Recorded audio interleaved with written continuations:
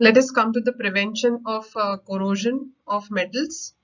Uh, the first point here, applying a layer of paint, oil, grease, varnish, etc. on the surface.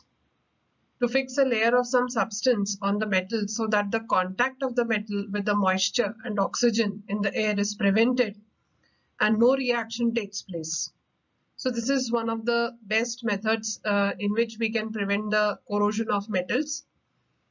And any grill that is made out of iron, any door, if you see, that is made out of iron is always painted, because paint is one substance which is going to break the contact of the metal with the outer atmosphere. So it does not allow the iron to come in contact with oxygen and moisture, and hence prevents its rusting.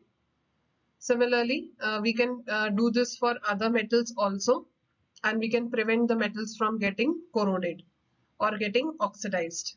Now, there are some specific methods that are used for some particular metals and to prevent them from rusting. So what these methods are, so we are going to study a few methods.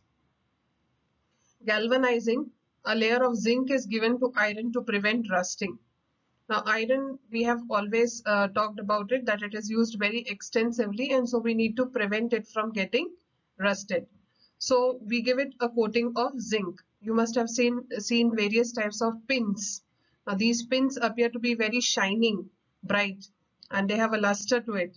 So that is on account of the zinc coating that is given, but the base metal is iron. So here the zinc acts as a barrier, and it does not allow the iron to come in contact with the oxygen and moisture. Zinc is more electropositive than iron.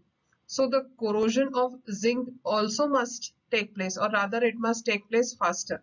But the reaction of zinc with oxygen is slightly slower. And so it so happens that this zinc acts as a sacrificing metal over here.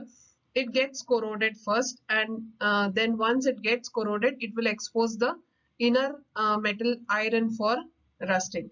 But zinc's affinity for oxygen is less, and so the process of oxidation of zinc is slow. So zinc oxide formation does take place. In turn, this layer might even act as a protection for the further oxidation of the metal. So the life of the object is going to get extended due to this layer of zinc. So that is galvanizing, and that is when a layer of zinc is given to iron and prevent it from rusting. Then we have tinning as another method. Layer of tin is given to copper or brass articles, also called as kalai. So commonly it is called as kalai when copper material or a vessel of copper is given a coating of tin over it. We have seen how copper undergoes corrosion and forms copper carbonate, a greenish colored layer which spoils the food material stored in it.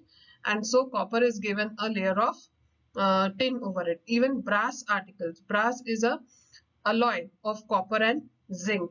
So this also can be prevented from corrosion by making use of tin. Alloying. Alloying, the definition says the homogeneous mixture of two or more metals, or a metal and a non-metal in certain proportion is called alloy. So when two or more metals are mixed together to give you a new substance, in that case it is called as an alloy, and it can be two or more metals or a metal and a non-metal, but the proportion is going to be fixed. So for example, we have here bronze. Bronze is a alloy of copper and tin. So it is 90% of copper and 10% of tin. That is a homogeneous mixture of both, and it gives you an alloy bronze. Stainless steel, we make use of stainless steel utensils at home, and that is 74% of iron. 18% of chromium is present, and 8% of carbon, because iron is going to be very soft if it is used alone. So to give it hardness and strength, we make use of carbon, and it is 8% carbon, so it makes it hard and tough. Then we have brass, which is copper and zinc combination. It is 60-40 combination, 60% copper, 40% zinc, but the proportion may even vary in it. So these are the three methods in which we can prevent the corrosion of different types of metals. Two more methods we have to study, and that we'll do in the next slide.